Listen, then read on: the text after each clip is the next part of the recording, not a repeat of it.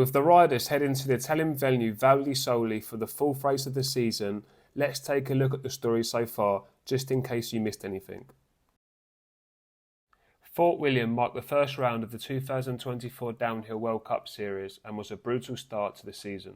Just like me, everyone was keen to know who had been training hard in the off-season, and for the ones who changed teams, how they would settle into riding a brand new bike. Unfortunately, Miriam Nicole wouldn't be racing the first round due to a thumb injury, and Jackson Goldstone crashing and hurting his knee at the Red Bull Hardline in Tasmania. Going into race weekend, the forecast surprisingly stayed sunny for the riders, and we even saw shorts and t-shirts on track walk day. After taking world champion and the World Cup title, Vali Höll was a big favourite for winning the first round.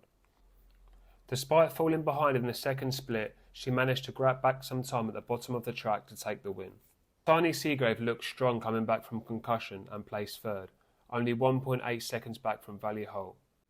A positive outcome for her for the rest of the 2024 downhill season. Loic Bruni had never won at Fort William, but laid down a dominant run to take the win. Troy Bronson came second, 1.8 seconds back. The opening round always brings some tech surprises and gives us a look into what could make trend in 2024. Dakota's massive 75mm high-rise bars were a massive head-turner. He mentioned about having problems smacking his chin on his previous setup and decided a higher-rise bar was needed.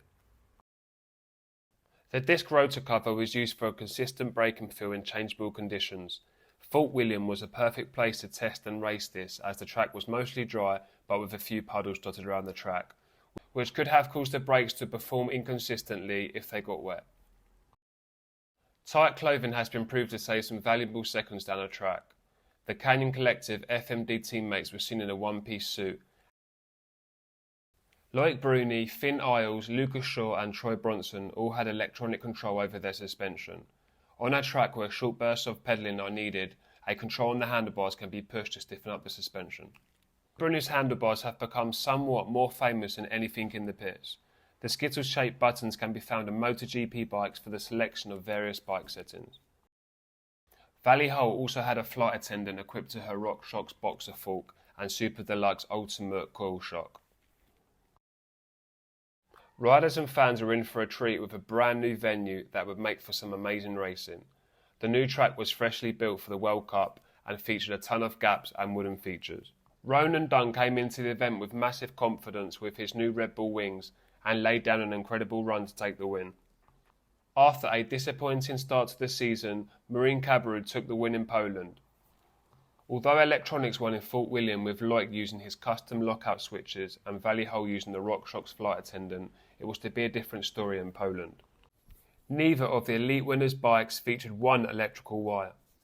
In the juniors race, Asa Vermut takes a back-to-back win with his new Frameworks bike, which seems to be working well, and finishes in Poland with a time which would have placed him in the top 20 in the elite class.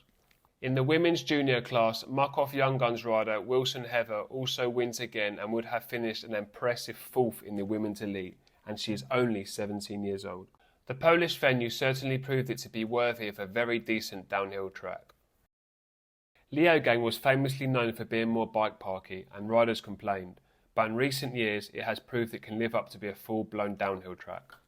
Vali Höll wins again and puts in one of the biggest win margins of 7.1 seconds. Loic Bruni was last down the hill, and despite some heavy rain the night before, the track was dry enough for him to put down a fast run and come down the hill the quickest. Bad luck for Finn Isles, as he was looking likely for a win. In the junior men's racing, French rider Max Alran secured his first World Cup win.